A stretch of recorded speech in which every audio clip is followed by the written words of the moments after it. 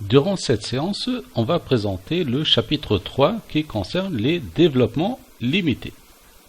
Alors, pour comprendre ce que c'est que les développements limités, on va commencer par des approximations de fonctions dérivables.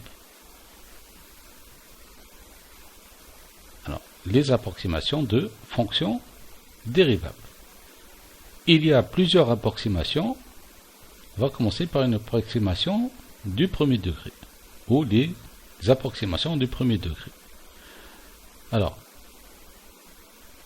au voisinage d'un réel x0, donc je prends un réel quelconque x0 ici, au voisinage, c'est-à-dire lorsque x est proche de x0. X proche de x0, on peut approximer f de x par sa tangente. Alors graphiquement, supposons que la fonction elle est comme ceci, vous voyez bien que les valeurs qui sont sur la fonction, qui sont données par la fonction, peuvent être aussi approximativement données par la tangente qui est ici en x0. Lorsque ces valeurs de x ici sont proches de x0.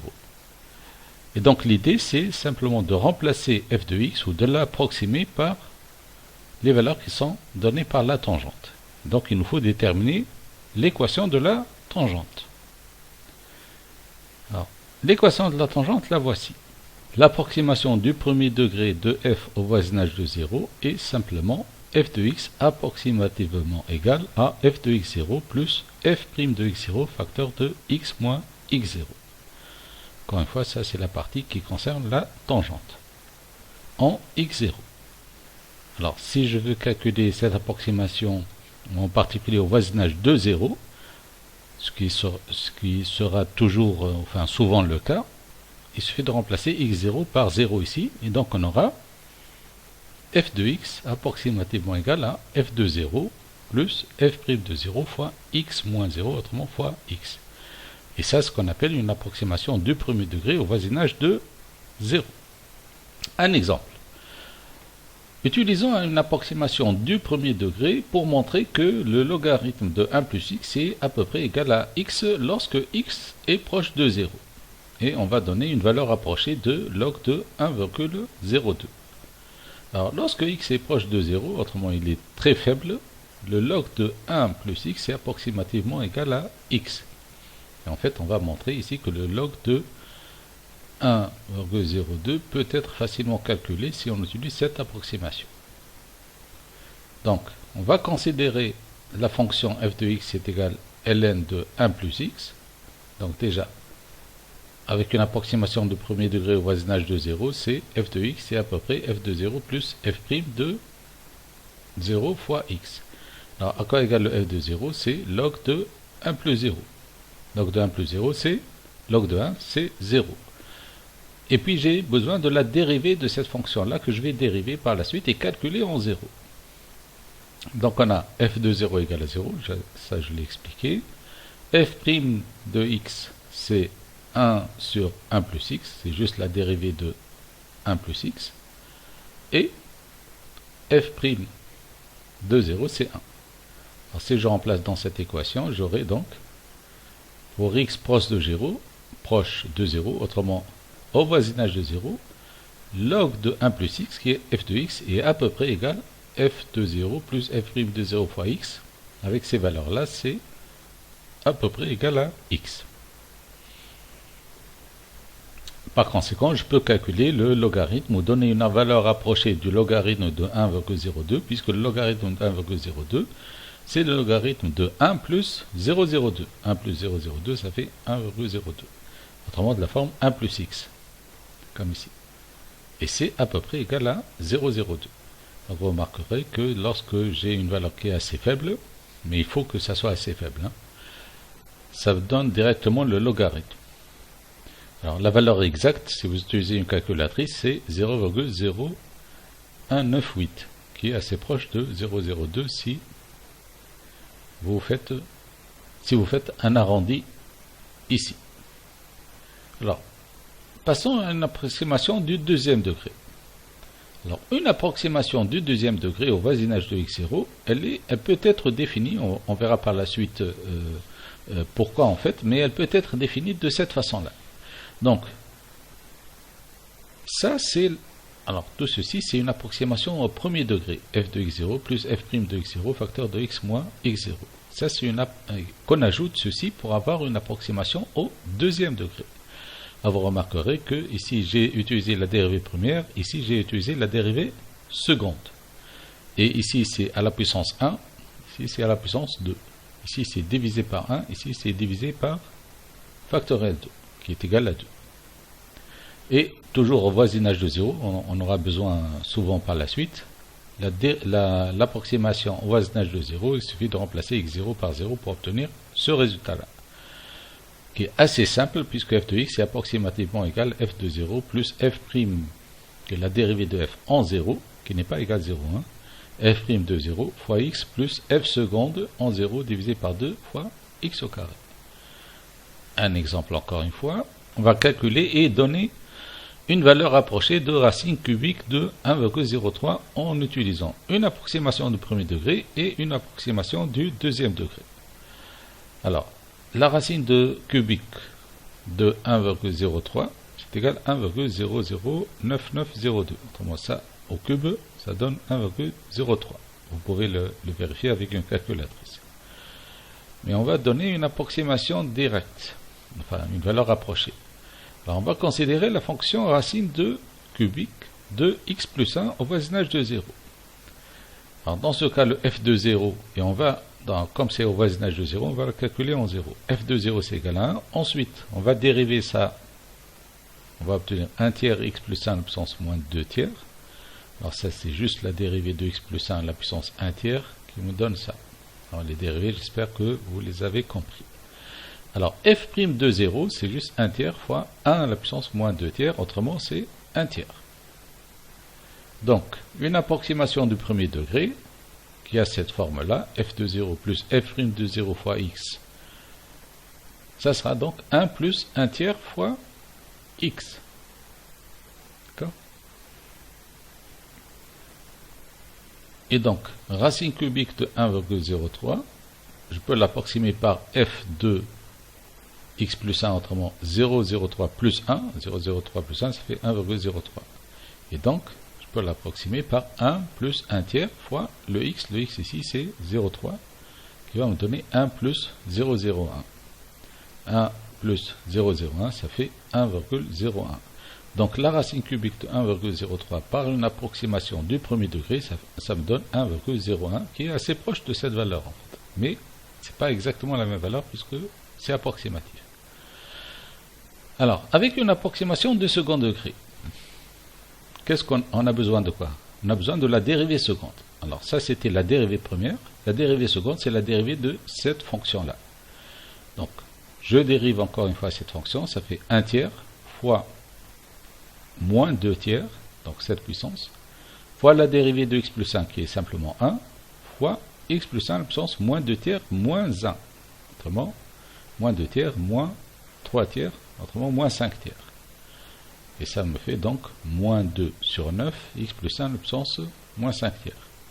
Et donc, en 0, c'est moins 2 neuvièmes fois 1 à la puissance moins 5 tiers, simplement c'est 1, donc c'est moins 2 neuvièmes.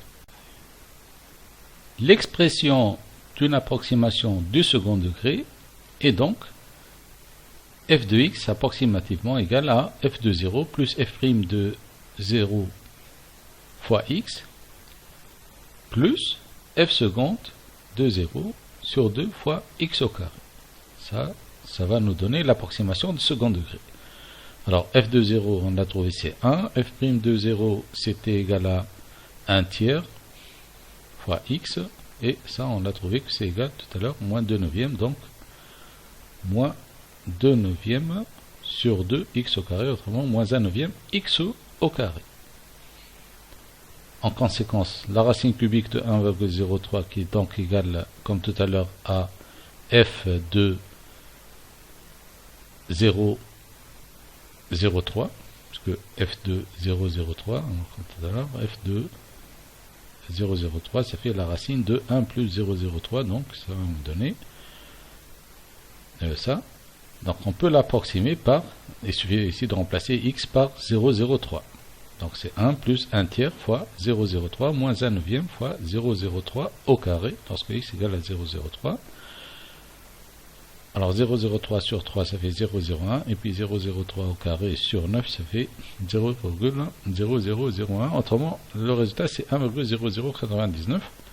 Alors, le 1,0099 est évidemment plus proche de la vraie valeur de la racine, qui est celle-là, que le 1,01. Alors vous remarquerez que l'approximation du premier degré nous a donné 1,01 comme approximation de cette valeur, alors que l'approximation du second degré, du deuxième degré, c'est 1,0099 qui est plus proche de la vraie valeur que l'approximation du premier degré, donc elle est meilleure qu'une approximation du premier degré.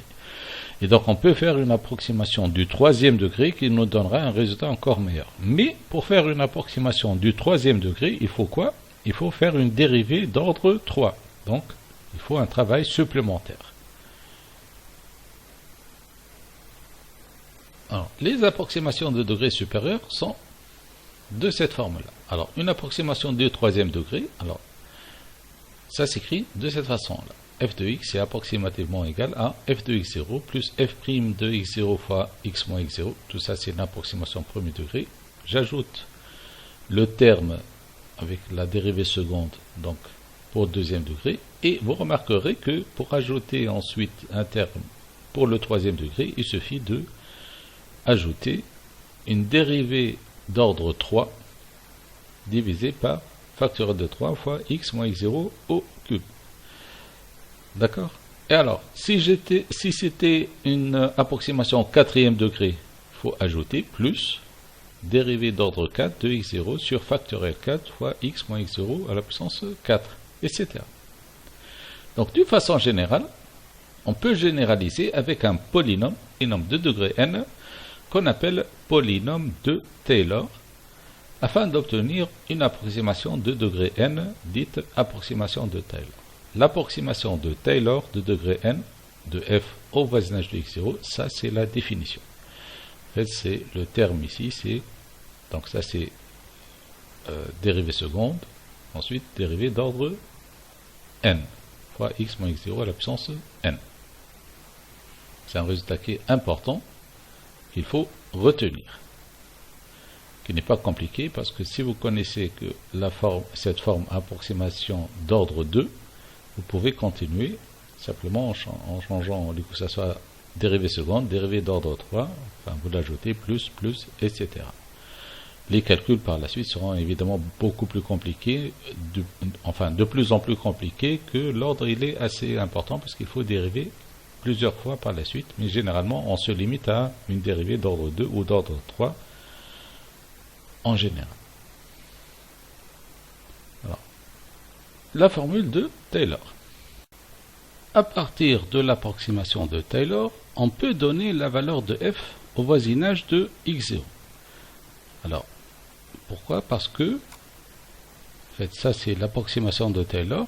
Alors, puisque c'est approximatif ici, en fait, il reste quelque chose qui manque quelque part ici, pour que ça soit exactement égal à, pour que ça donne exactement f de x. Alors, ce qu'on va ajouter ici va nous donner ce qu'on appelle la formule de Taylor-Young. Alors, dans cette formule, on suppose que f est de classe Cn, c'est-à-dire qu'elle est dérivable jusqu'à l'ordre n et que la dérivée nème, elle est continue. Parce qu'on a besoin ici d'avoir une dérivée d'ordre n de f, et par la suite, on aura besoin aussi que la fonction qu'on va ajouter, enfin le terme qu'on va ajouter, tend vers 0. Alors, qu'est-ce que c'est que la formule de Taylor-Young? Elle est donnée à l'ordre n au voisinage de x0, donc la forme la plus générale, elle est donnée comme ceci. Alors, vous remarquerez que ça, c'est l'approximation de Taylor. Et on a ajouté un terme qui est égal à x moins x0 à la puissance n, comme ici, fois epsilon de x. Alors ça, c'est une nouvelle fonction qui a une notation particulière qui est epsilon. Donc epsilon est une fonction qui est définie sur le même domaine de définition de f. En fait, cette fonction, on ne va pas la donnée explicitement, donc elle sera toujours notée par epsilon, ça ne poserait pas un problème, mais c'est juste qu'elle vérifie la limite de epsilon de x lorsque x tend vers x0 égale à 0. C'est-à-dire quoi? C'est-à-dire que ce terme, il est proche de 0 lorsque x il est proche de x0. Donc plus on est proche de x0, plus le reste ici il est proche de 0. Alors, une notation alternative ou une autre notation, on peut la noter, enfin x moins x0 à l'absence n epsilon de x par O, ça c'est un O, c'est pas un 0, mais c'est un O de x moins x0 à l'absence n. Autrement, c'est O, ça ressemble à un 0 parce que ça, c'est un terme qui est très proche de 0. Un exemple. On va écrire la formule de Taylor-Young à l'ordre 4 de la fonction ln de x au voisinage de 1.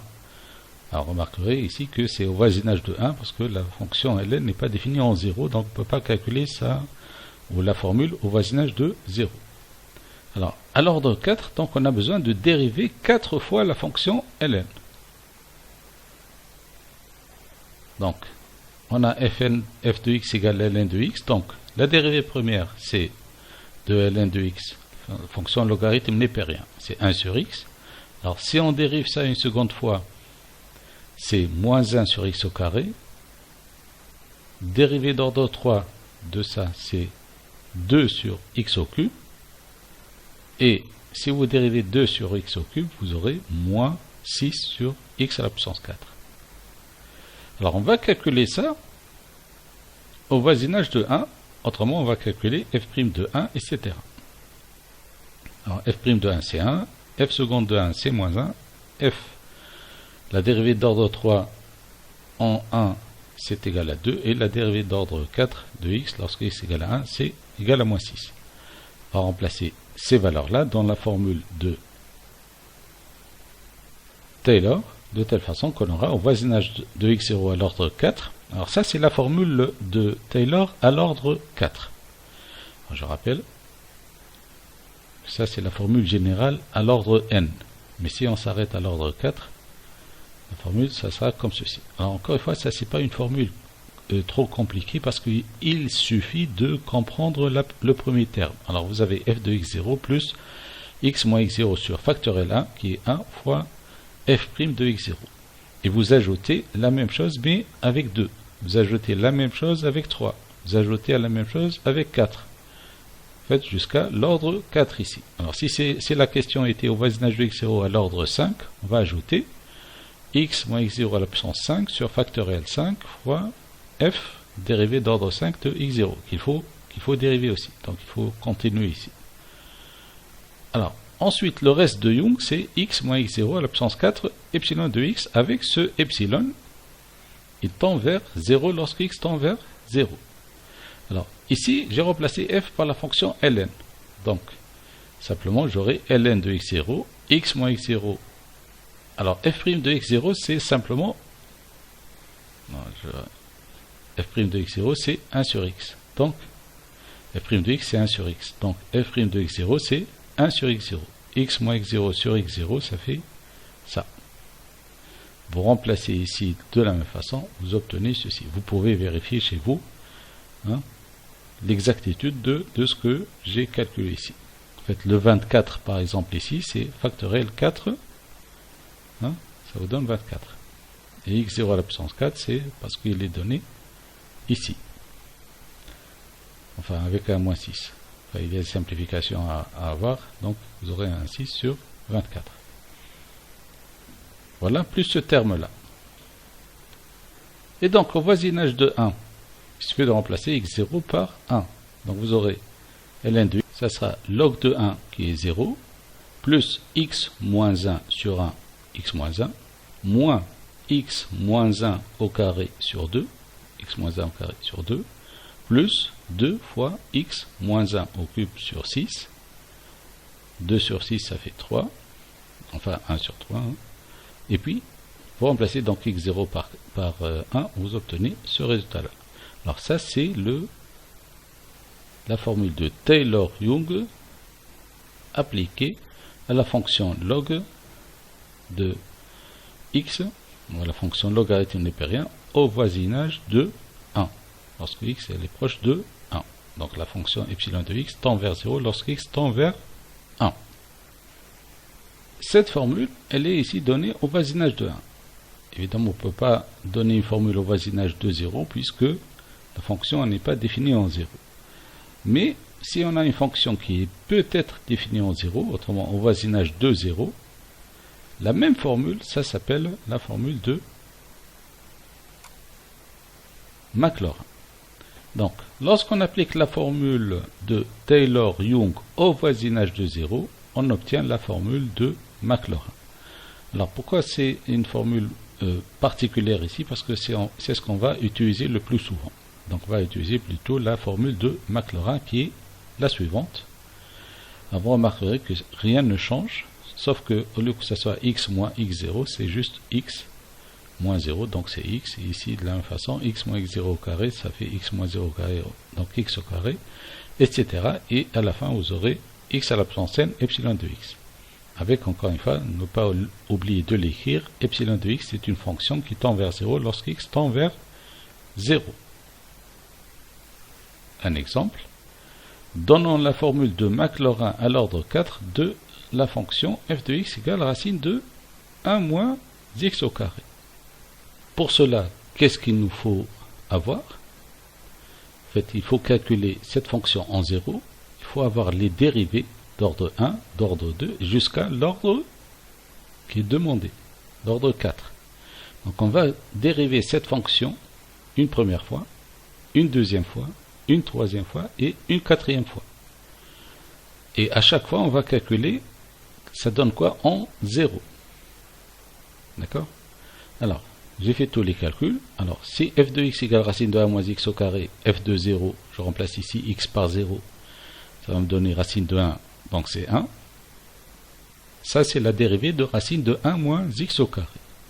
Alors, vous pouvez le faire tout seul, j'espère, parce que racine de 1 moins x au carré, sa dérivée, ça fait 1 demi fois la dérivée de ceci, qui est donc moins 2x, sur racine de 1 moins x2. Alors, 2 avec le 1 demi, ça se simplifie, il nous reste à moins, donc c'est moins x sur racine de 1 moins x au carré. Alors, la dérivée, alors ça en 0, f'0, c'est 0 sur racine de 1, donc c'est 0. La dérivée seconde, c'est 1. Alors, ça, c'est la forme f sur g ou u sur v. D'accord? C'est un peu plus compliqué. Donc, il y a du travail à faire ici. Le résultat final, c'est celui-là. Alors, je vous laisse le soin de vérifier, enfin, chez vous, hein, si la dérivée, elle est donnée exactement comme ceci. Donc, c'est la dérivée de f. Enfin, oubliez le moins, vous pouvez l'ajouter par la suite. Donc, la dérivée de x, c'est 1 fois racine de 1 moins x au carré, et puis moins dérivée de ça, qui est exactement ça, fois x. Vous simplifiez, vous allez trouver ce résultat-là. Alors, lorsque x égale à 0 ici, vous aurez 1 sur moins 1, racine de 1, donc c'est moins 1. On va dériver encore une fois ça, donc dérivée d'ordre 3, on va trouver ce résultat-là. Alors ça c'est la forme 1 sur g, dans la dérivée c'est moins g' sur g au carré. Ça va vous donner ceci. F, alors ça c'est la dérivée d'ordre 3. En 0, ça va vous donner 0, puisque j'ai un x, j'ai un 3 fois 0 au numérateur. La dérivée d'ordre 4, c'est la dérivée de cette fonction-là, c'est exactement ceci.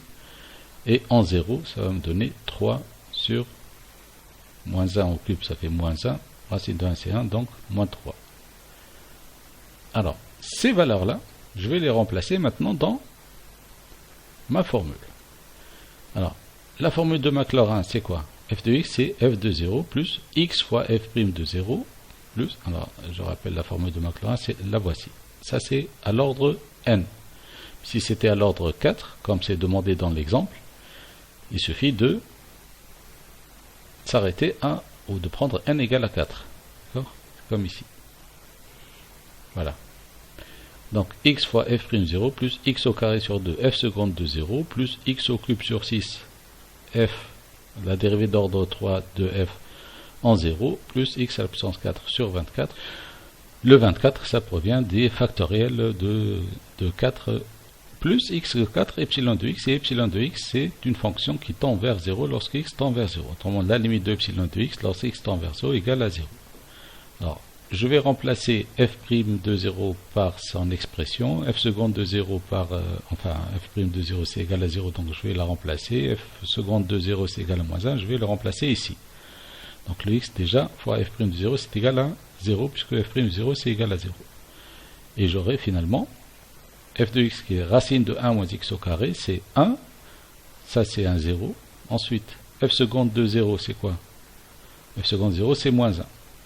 Je vais remplacer ici. Donc ça fait moins x au carré sur 2.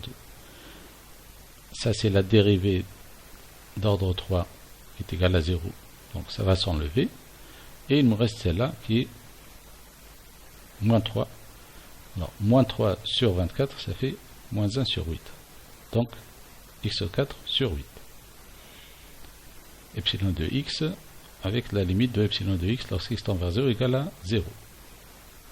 Ou je peux l'écrire de cette façon-là si j'utilise, au lieu que ce soit x4 epsilon de x, j'utilise cette notation, mais ça c'est pas important, c'est juste le même résultat mais avec une notation différente. Alors vous voyez que le résultat final, il est plus simple que ce qu'on attendait ici. Donc en fait on arrive à un résultat qui est assez simple. Et en réalité, c'est ce résultat-là qu'on va retenir à la fin. On n'aura pas besoin en réalité de faire beaucoup de dérivés. Ça, on peut le retrouver beaucoup plus simplement que de faire des dérivés. Et c'est ce qu'on verra exactement lorsqu'on étudiera les développements limités. Alors ça, c'est l'expression ce qu'on appelle un développement limité, mais la prochaine séance, on verra que ces développements limités, on peut les avoir d'une façon un peu plus simple et beaucoup plus simple que avec les dérivés.